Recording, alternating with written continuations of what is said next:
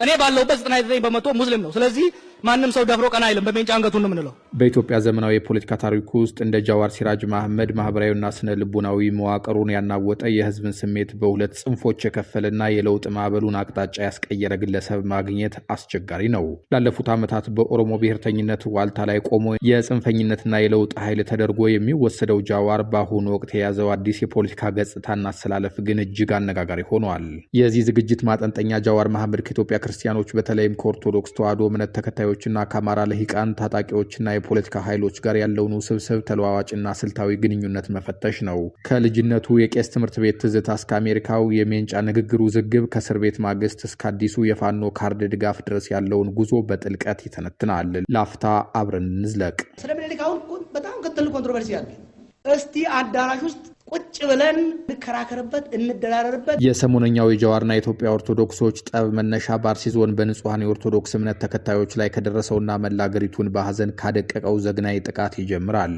ህዝቡ በሐዘን ተመቶ የሟቾችንና የተፈናቃዮችን መረጃ በጉጉትና በጭንቀት በሚጠብቅበት በዚህ አስስ ጊዜ የኢትዮጵያ ኦርቶዶክስ ተዋሕዶ ቤተክርስቲያን ንዋያተ ቅድሳትን የያዙ ጫማ የሌላቸው የከሱና የደከሙ ባላገሮች በህብረት በእግራቸው ሲጓዙ የሚያሳይ ምስል ማህበራዊ ሚዲያውን አጥለቀለቀው። ይህ የአርሲው ጥቃት ያሳደዳቸው ንዋያተ ቅድሳቶቻቸውን ይዘው የሚሰደዱ ምዕመናን ናቸው የተባለለት ምስል የብዙዎችን ልብ የሰበረና ከፍተኛ ስሜት የቀሰቀሰ ነበር። ሆኖም ይህ ክስተት እውነተኛውን የንጹሐን እልቂት ወደ ጎን በመተው በማህበራዊ ሚዲያው ላይ አዲስ የቃላት ጦርነትና ፍረጃ በጃዋር ሲራጅ መሐመድ ላይ እንዲያነጣጠር በር ከፍቷል። የአርሲ ተወላጁ ጃዋር ሲራጅ መሐመድ በማህበራዊ ሚዲያ ገጹ ላይ ብቅ ብሎ በሰፊው እየተቀባበሉት የነበረውን የምስል ትክክለኛነት እንደሚጠራጠር ጻፈ።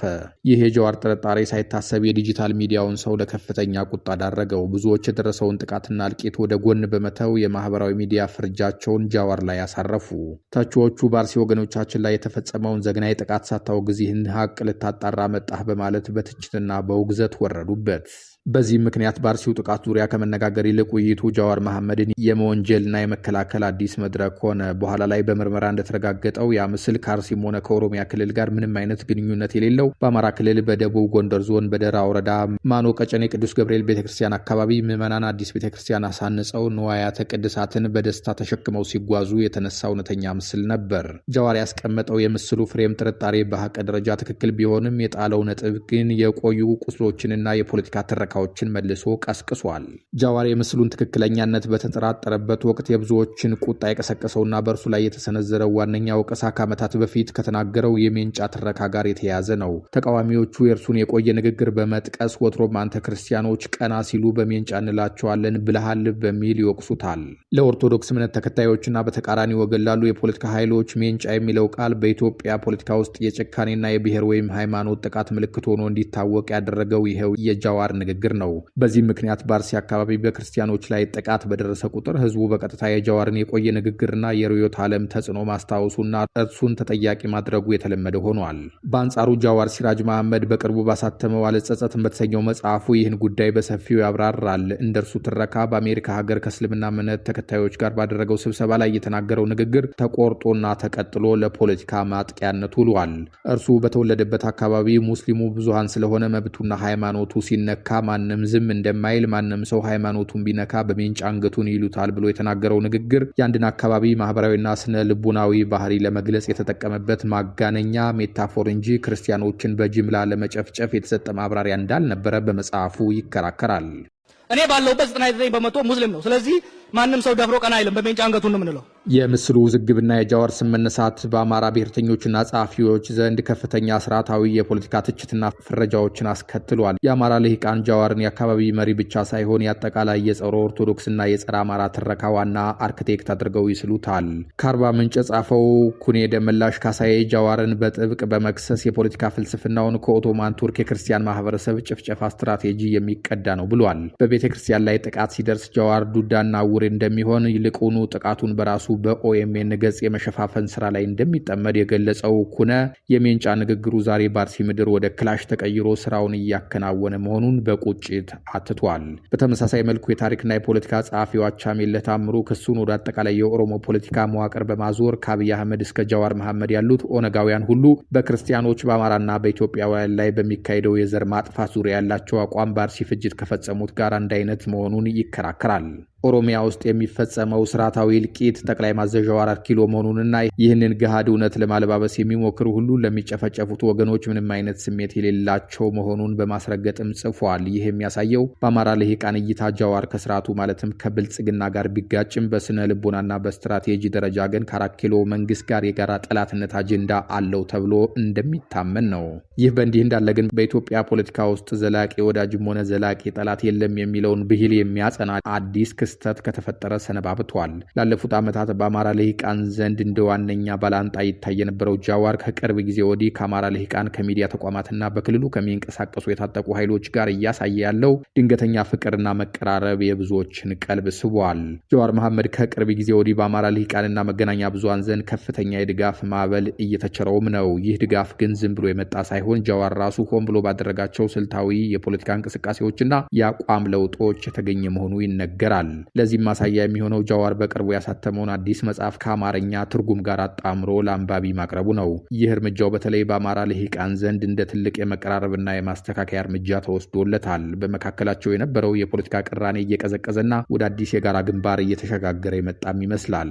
በአሁኑ ወቅት ጃዋር መሐመድና የአማራ ፖለቲከኞችን ይበልጥ እያቀራረባቸው ያለው ዋናው ጉዳይ አሁን ባለው የፌዴራል መንግስትና በጠቅላይ ሚኒስትር አብይ አህመድ ላይ ያላቸው የጋራ ትችት ነው። ጃዋር አሁን ያለውን የብልጽግና ስርዓት የአንድ ሰው ፓርቲ ሲል ይተቻል። ይህ ትችት ደግሞ በአሁኑ ወቅት ከመንግስት ጋር ከፍተኛ ጦርነት ውስጥ ካለው የአማራ ህዝብና ልሂቃን ስሜት ጋር ቀጥታ የሚገጥም ሆኗል።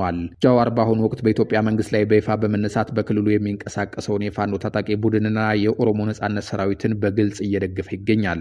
ይህ የጃዋር የፋኖ ደጋፊነት ግን አዲስ እንዳልሆነ ታሪክ ያሳያል።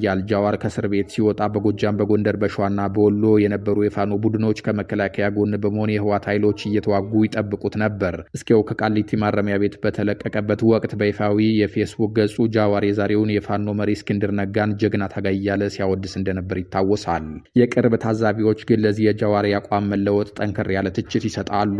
ጋዜጠኛ ቤተልሔም ታፈሰ ከጃዋር ጋር ሰፊ ቃለመጠይቅ አድርጋ የነበረ ሲሆን ከዓመታት በፊት የነበራቸው ግንኙነትን ስታስታውስ ሁለቱ ወገኖች በፍጹም ሊታረቁ የማይችል የርዕዮተ ዓለም ልዩነት እንደነበራቸው ትገልጻለች። ቤተልሔም ታፈሰ ጃዋርን በየጊዜው የሚለዋወጥ በየሰዓቱ ሀሳቡን የሚቀያየርና ሰውን ግራ የሚያጋባ ፖለቲከኛ ስትል ትገልጸዋለች። በአንድ ወቅት ከአማራው ጋር ወዳጅ በነበረበት ጊዜ ያላሳየውን አቋም አሁን ላይ መንግስትን ለመቃወም ሲል ብቻ የለማ መገርሳን ዝምታ እያወደሰና የአማራን ኃይሎች እየደገፈ መምጣቱን እንደ ስልታዊ ድንቁጥነትና ብልጣብልጥነት ትቆጥረዋለች። በተለይም ጃዋር ከአማራ ፖለቲካ ተጽዕኖ ፈጣሪዎች መካከል አንዱ የነበረውን እስክንድር ነጋን ለማዳከም ሲል ብቻ ጩሉሌ የተባለ ፓርቲና ማሜ የተባለ የፖለቲካ ሰውን እንደፈጠረ በመግለጽ የሴራ ፖለቲካውን ታጋልጣለች። ጃዋር መሐመድ ቀደም ባሉት ዓመታት ስለቀደሙት የኢትዮጵያ መሪዎች በተለይም ስለ አፄ ምኒልክና ስለ ሰሜኑ የአማራ ባህል የነበረው አመለካከት በአወዛጋቢነቱ የሚታወቅ ነበር። በለንደን በተካሄደ መድረክ ላይ ኢትዮጵያ ከተበታተነች በኋላ ሌሎች ከፈለጉ ከኦሮሞ ጋር መሆን ይችላሉ ማለቱና የዛሬዋን ኢትዮጵያ አፄ ምኒልክ እንደፈጠሯት በመጥቀስ የሰነዘራቸው ትችቶች በአማራው ማህበረሰብ ዘንድ ከፍተኛ ቁጣ ቀስቅሰው ነበር። ሆኖም የፖለቲካው አየር ሁኔታ ሲቀየር የጃዋርም ንግግር አብሮ ተቀይሯል። በለውጡ ማግስት የጎንደርን ባህላዊ ልብስ ጃኖ ደርቦ ባህር ዳር ላይ የተገኘው ጃዋር ስለ አፄ ምኒልክና ስለ አማራ ህዝብ ይበልጥ የተለሳለሰና አዎንታዊ ድምጽ ማሰማት ጀምሮ ነበር። ይህ የአቋም መለዋወጥ በብዙዎች ዘንድ ለፖለቲካ ንግድና ለጊዜያዊ ጥቅም የሚደረግ ስልታዊ አካሄድ ተደርጎ ቢወሰድም በፖለቲካ ሳይንስ እይታ ግን የኃይል አሰላለፍን ሚዛን ለመጠበቅ የሚደረግ የሊበራል ፖለቲካ ስልት ነው። ጃዋር አልጸጸትም በተሰኘ መጽሐፍ ውስጥ የሚያንጠባርቀው የፖለቲካ ትርክት በብሔር በሃይማኖትና በመንግስት ግንኙነት ዙሪያ የተገነባ ነው። በተለይም ከአማራ ፖለቲካ ኃይሎች ከክርስትና ተቋማትና ከየኢትዮጵያ ማዕከላዊ መንግስት ትርክት ጋር ያለውን ግንኙነት በራሱ አተያይ ለመተንተን ይሞክራል። አልጸጸትም በተሰኘው መጽሐፍ ውስጥ የሙስሊሞች ጥያቄ በሚለው ርዕስ ስር መንግስት አህባሽ የተባለውን አጀንዳን በሃይማኖት ጉዳይ ውስጥ በማስገባት በመጅሊስና በመስጂዶች ላይ ቁጥጥር ለማድረግ መሞከሩንና ይህም ከፍተኛ የሙስሊም ቁጣ መቀስቀሱን ያብራራል። በዚህም ቁጣውን ገልጿል። ከዚሁ ተያይዞ ጃዋር የመንግስትና የቤተክርስቲያን ትስስር ላይ ጥያቄ ሲያነሳ እናገኘዋለን። የኦርቶዶክስ ተቋምና የመንግስት ቅርበት በብዙ ብሔሮች ዘንድ የማይመጣጠን ኃይል ተብሎ መታየቱንና ይህ ነባሩ የኢትዮጵያ ስርዓት ከአማራ ልሂቃን ጋር የተያዘ መሆኑንም ይጠቅሳል። ጃዋር የኦሮሞ ትግልና የሙስሊም መብት ጥያቄ እርስ በርስ እንደሚደጋገፉ፣ ኦሮሞዎች በብዙ ሃይማኖቶች የተከፋፈሉ ቢሆንም የፖለቲካ መብቶቻቸው ከተከበሩ የሃይማኖት እኩልነትም እንደሚረጋገጥ ይከራከራል።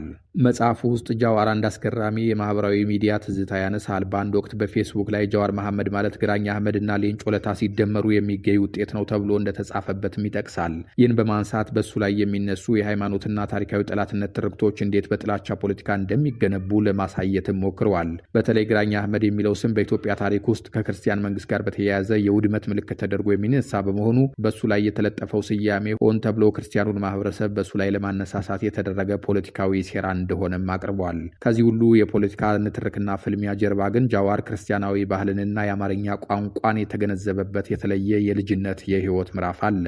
አልጸጸትም በተባለው መጽሐፉ ውስጥ ጃዋር በልጅነቱ የቄስ ትምህርት ቤት ገብቶ እንደተማረ ያ በልጅነቴ ከመድረሳ ሸሽቼ የተጋፈጥኩት የቄስ ትምህርት ቤት ነው። በ1986 ዓ.ም ሀገር ተረጋግቶ ትምህርት ቤት ሲከፈት ወደ መደበኛ ትምህርት ተመለስኩ።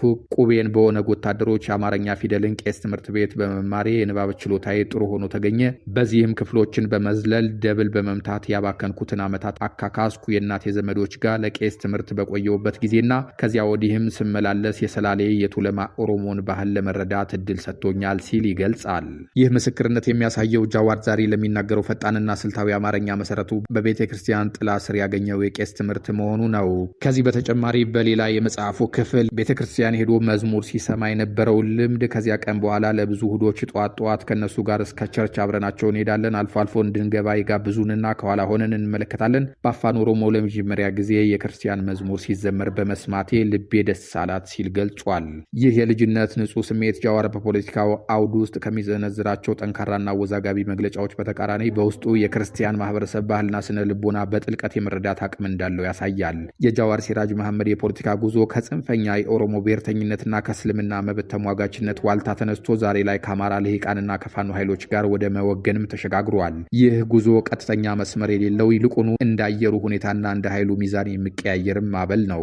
የአርሲው የምስል ውዝግብ እንደሚያሳየው በክርስቲያኑ ማህበረሰብ ዘንድ የጃዋር የቆየ የሜንጫ ትረካ ዛሬም ድረስ በጥልቀት ያልዳነ ጠባሳ ሆኖ ይኖራል። በአንጻሩ ደግሞ አሁን ካለው የብልጽግና መንግስት ጋር ያለው ፍጥጫ ከአማራ ፖለቲከኞች ጋር ጊዜያዊና ስልታዊ ጋብቻ እንዲመሰርት አስገድዶታል። ይህ አካሄድ በአማራ ጎራ ዘንድ አንዳንዶች እንደ ትልቅ የፖለቲካ ትርፍና የመንግስት ዕድሜ ማሳጠሪያ ስልት አድርገው ቢቀበሉትም የቅርብ ታዛቢዎች ግን ጃዋር ዛሬም ድረስ መርህ የሌለውና ወቅታዊ ፖለቲከኛ መሆኑን በአጽንኦት ይናገራሉ።